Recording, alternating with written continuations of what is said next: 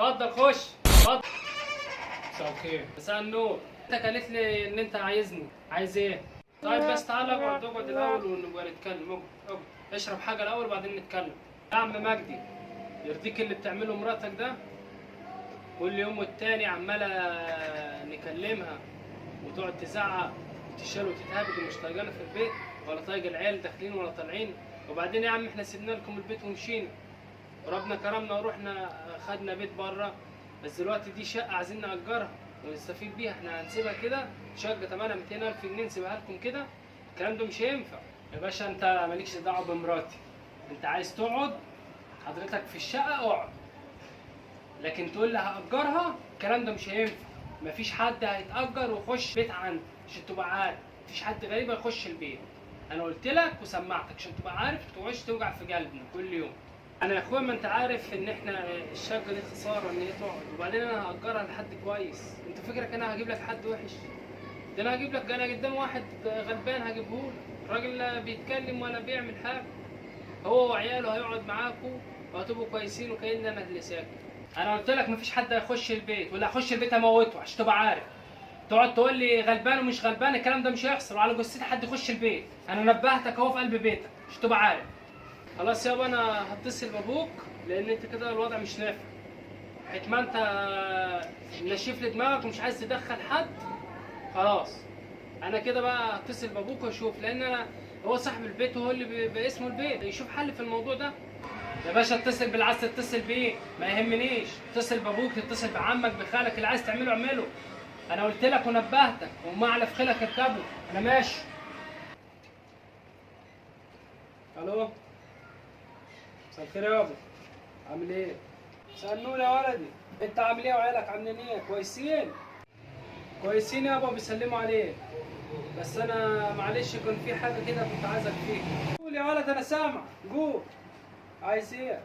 يعني وبعدين في ولدك مجدي يا ابويا، يعني مش عايزين يدخلونا البيت ولا هو ولا مراته مش طايقيننا؟ انت يا ولد مش نقلت في البيت الجديد؟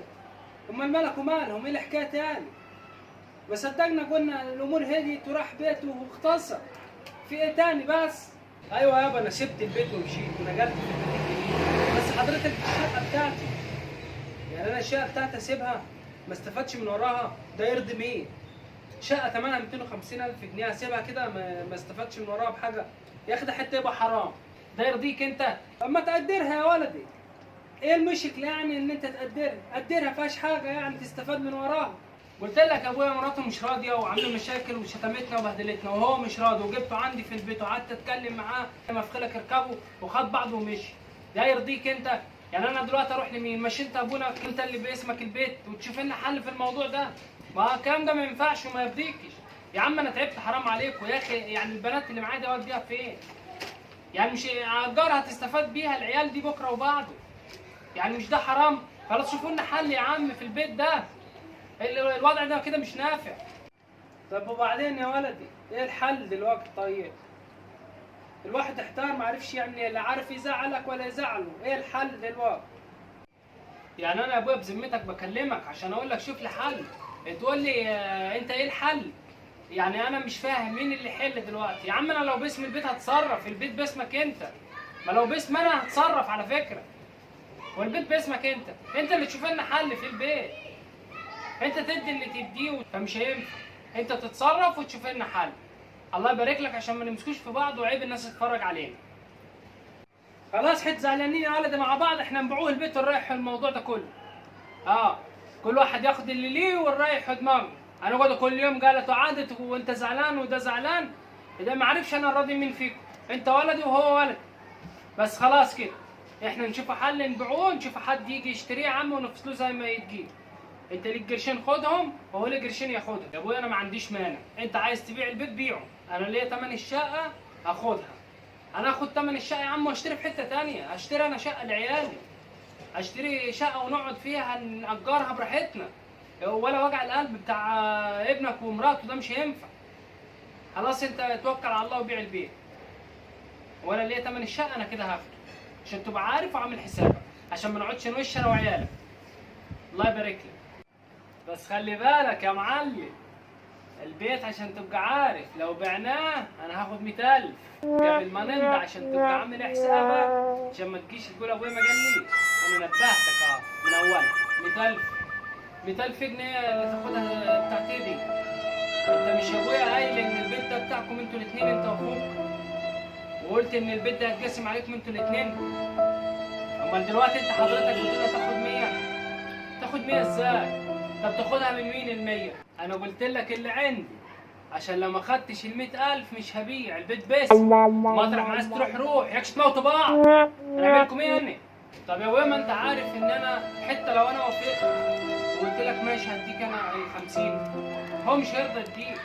طب يا عم انا موافق بال 50، هديك انا ال 50 يا عم من عندي، وروح خد منه ال 50. اسمع، انا ماليش فيه، انا هاخد ال 100,000 انا هاخدها. ما كانش عاجبكم مطرح ما عايز تروحوا روحوا انتوا الاثنين، انا هبيع البيت اصلا وهاخد ثمنه كله. امال انا هعمل لكم ايه؟ العيال اللي جايه دي هصرف عليها منين؟ هجيب لكم انا منين فلوس؟ بس انت يا ابويا كنت مدفوع معانا على فكره، وقلت لنا ان تكتب لنا البيت احنا الاثنين. حصل؟ ولا بعد ما امي توفت الله يرحمها رحت انت اتجوزت؟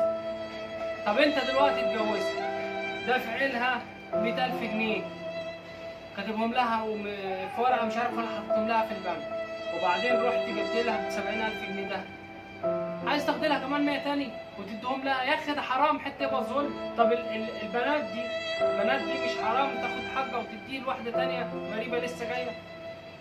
يعني هو ده العدل؟ هو ده التقسيم الصح والتقسيم العدل؟ يا اخي الواحد تعب منكم صدقني، تعبتوني طول ما انا عايش، تعبني على طول، شايل همكم وتعبني ومبهدلني. الحق يا ماجد تعالى معانا خناقه، الحق يا ماجد تعالى مش عارف ايه، والواحد يجري، الحق انا تعبان يجري، والواحد ما بقصرش معاكم في حاجه. في الاخر تعملوا فيه كده. ده اخر كلام عندي، ومطرح ما عايز تروح روح غور. شكلك يا بارد الصبي، يعني انت شايف كده؟ يا عم اعمل اللي عايز تعمل. وبعدين طيب الشقة بتاعت العيال كده هتضيع. حرام والله. اتغير ابويا ده، اتغير من بعد ما اتجوز.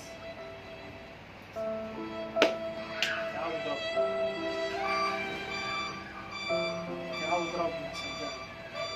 الواحد مراته ده كان مدفوع معايا، قال لي احنا هنكتب لكم البيت باسمكم انتوا الاثنين. انا ما قداميش حل غير ان انا اوافق. ايوه يا ابويا، عايز ايه تاني؟ مش قلت لك اللي عندي؟ بترن لي تاني؟ خلاص انا فكرت وموافق. يعني انت وافقت هديك ال100 بس بشرط تاخد من مجدي 300,000، تاخد انت ال100 وتديني ال200. بس خلي بالك لو نقص ربع جنيه انا ماليش دعوه، انا هاخد ال200. انت عارف ان انا صارف في الشقه 100,000 جنيه، انا اللي بنيها وموضبها وتعبان فيها، وهي دوب انا واخد 100 في ورثتي. ولا انتوا عايزين حته الورثه الثانيه تاكلوها؟ يعني حته حرام. وبعدين انت راح تسيب له نص البيت، يعني هو هتسيب له نص البيت وانا نص البيت بتاعي تروح واخد فيه 100. قلنا يا عمي ماشي زي بعض، ما راحتش بره برضه ابونا ومحدش غريب. تصرف 100 على الشقه يبقى فاضله 100. مش معقوله تروحوا تبهدلوها الثانيه عشان نبقوا مدفوعين وعلى نور. تاخد ال 300 تاخد انت منهم 100 وتديني ال 200. اتفقنا؟ ماشي خلاص. انا هرن على اخوكم، خلوه بكره يجي يكتب العقد. هو اولى من الغريب ياخده، اولى من الغريب، هو يدفع زي الغريب. خلاص ماشي.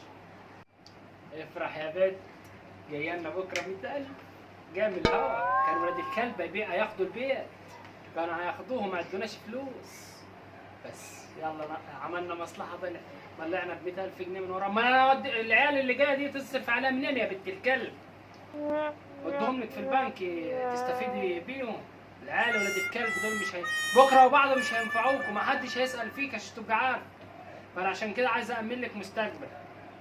ماليش دعوه اللي يزعل يكشفره. انا اهم حاجه عندي انت بالدنيا يا قمر. ربنا يخليك ليا يا جوزي يا حبيبي. مش عارفه من بعدك ايه اللي هيحصل لي. مش يمكن ولدك ماجد يزعل ويقول ان انا اللي مسلطاك؟ مالكيش دعوه اللي يزعل يكشفره، اهم حاجه مصلحتني. اعمل اللي انت عايز تعمله، انا ماليش دعوة. كفاية بس ان انا هيجيلي 100,000 يا جوزي يا حبيبي.